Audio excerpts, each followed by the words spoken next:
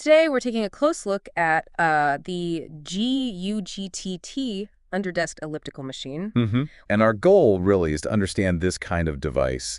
Is it, actually practical for adding some movement when you're stuck sitting all day? Or maybe just a decent low-impact exercise option. Right. We'll try to look at it from all angles, give you a balanced view of what it might offer. Okay, sounds good.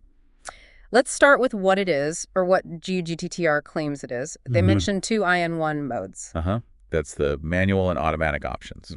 Manual has 12 speeds, which is quite a range. 12, okay. And then automatic has, what, P1 to P3 preset programs? Yeah, 3 presets. Plus, you can pedal forwards and backwards. Oh, interesting. Does that actually work different muscles? You can, yeah. Pedaling backward often engages hamstrings and glutes a bit more differently. So what's the deal with having both manual and auto? Like, why choose one? Well, manual gives you total control, right? You set the pace, the resistance. Good if you have a specific goal. Like hitting a certain intensity. Exactly. The automatic modes, they're more like set it and forget it. They vary the workout for you. Maybe good if you're just starting out or want some variety without thinking. Okay, that makes sense. Now, a big claim is low impact and O pressure. Yeah, that's key for their target audience, I think. Seniors, people in leg rehab. They say it helps burn calories, good for cardiovascular health, muscle strengthening, but without the joint stress. And that low-impact part is a genuine benefit of ellipticals generally. Much easier on the knees, hips, ankles compared to, say, running. Definitely a plus for many people. Absolutely. Yeah. Could be really valuable if you have joint pain or are recovering from something. Okay, and another big one, especially for home or office use, silent operation. They talk about a special silent wheel, sound dampening tech. The idea of exercising without making a racket is, well, pretty appealing. It really is. Noise can be a huge barrier to actually using these things consistently, especially if you share your space. So being quiet is a major selling point. For sure. Though, as we'll get into, silent can sometimes be relative. What about the remote control? Ah, yes. The remote lets you Yeah. change modes or speed without bending down. Which sounds minor, but I can see how that'd be genuinely useful if you have back issues. Or, like they say, for seniors. Convenience factor. Yeah. And they also mention lifetime after-sales service. Along with a 3-month initial service period. What does lifetime usually mean in these cases? It varies, but it suggests they'll offer some level of support, maybe parts or troubleshooting assistance beyond the standard warranty. It shows some commitment. Okay. Something to keep in mind. Right, let's get into the nitty-gritty, the tech specs. Okay. Brand is GUGTTR, model RBEB505, color orange. Great choice. Yeah. Dimensions are roughly 16 inches deep, 10 wide, 12 high. So fairly compact. It's under a desk, presumably. That's the idea. Material is alloy steel. Resistance mechanism, you mentioned this, magnetic. Yes, magnetic resistance. That's generally good news for noise levels and smoothness. How does that work exactly? Why is it quieter? Well, basically, magnets create resistance against the flywheel without actually touching it. No friction means less noise and potentially less wear and tear compared to older friction pad systems. Ah, okay. So smoother and quieter, potentially. Generally, yes. And more consistent resistance, too. Got it. Max weight capacity listed is 500 pounds. That sounds quite high for a small unit. It does seem robustly rated, yeah. Suggests a sturdy frame, at least on paper. Stride length is 18 inches. Item weight is 15 pounds. So fairly portable, you can move it around easily enough. Which some users did mention. 12 resistance levels, we covered that. Warranty is 2 years from the manufacturer. 2 years is decent coverage for an item at this price point. And in the box, the elliptical itself, some lubrication oil, the remote, power cord, user manual. And the price, $99. $99. Okay, so definitely positioned at the budget-friendly end of the market. Right, so that's the official story. But what do people who've actually bought it think? Let's look at the positive side first. Always good to start there. We have Susan, 5 stars, called it a game changer for her work from home setup. A game changer. Okay. What is she like?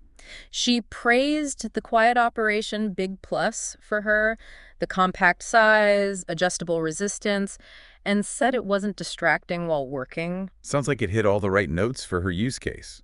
She did add, it took a little getting used to, though. That's pretty common, I think. Finding the right rhythm, the right chair height.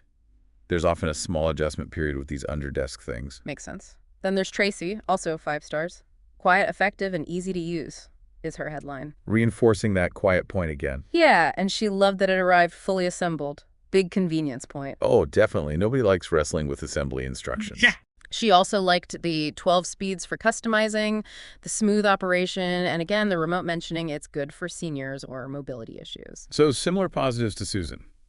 Ease of use, quiet, effective. And Tracy also noted it was portable, easy to move. Okay, so the positive reviews seem pretty consistent on the core benefits. Looking at the general feedback summary, yeah, themes are easy to use, gives a noticeable workout, raises the heart rate portability, quietness, seems well built, stable, and helps with leg strength, reduces stiffness. So for a good chunk of users, it sounds like it delivers what it promises.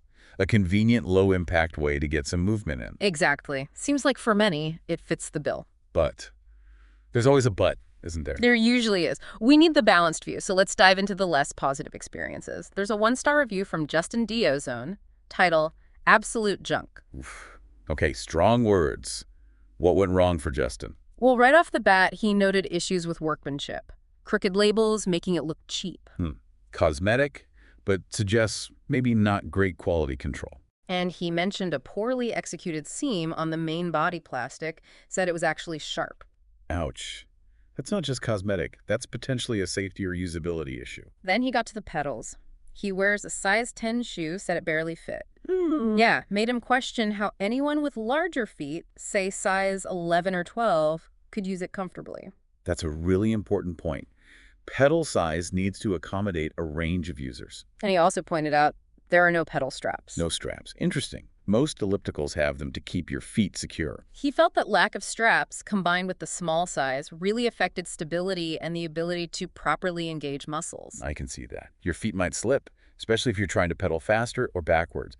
That definitely raises questions about the design, especially for different foot sizes. And his complaints didn't stop at the build quality or pedals. He talked about performance. Okay, what about the actual operation?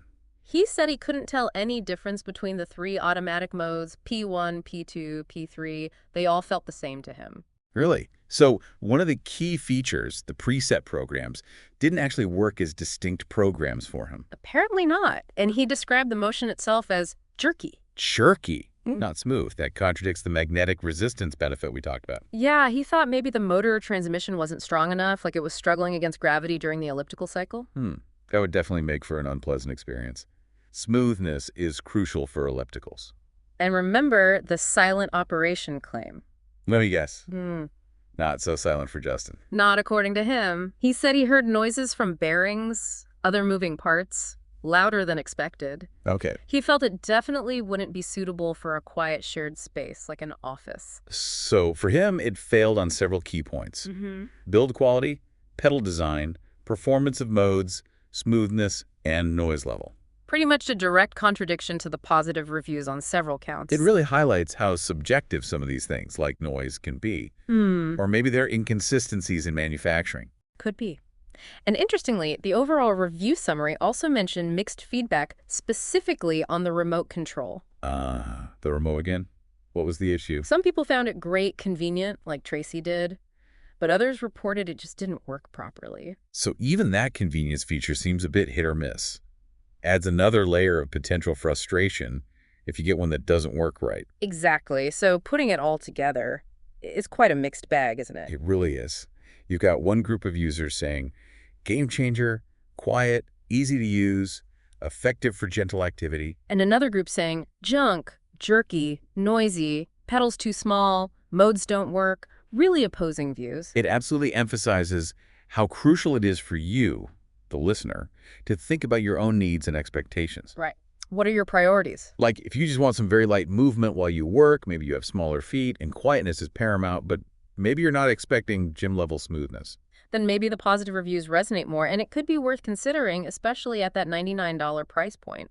But if you need something really robust, super smooth, definitely quiet for a shared space, or if you have larger feet, then those negative points about build quality, jerkiness, noise, and pedal size become pretty significant red flags. Absolutely. And that inconsistent remote is another potential annoyance to factor in. It is worth circling back to that lifetime after-sales service, though. While it doesn't fix initial quality issues, it does offer a potential avenue for getting problems addressed later on. So maybe that provides a little bit of a safety net if you do decide to go for it. Potentially. It's something to weigh in your decision. What other questions would you need answered before deciding if this kind of device, this specific model, is actually the right fit for helping you stay active?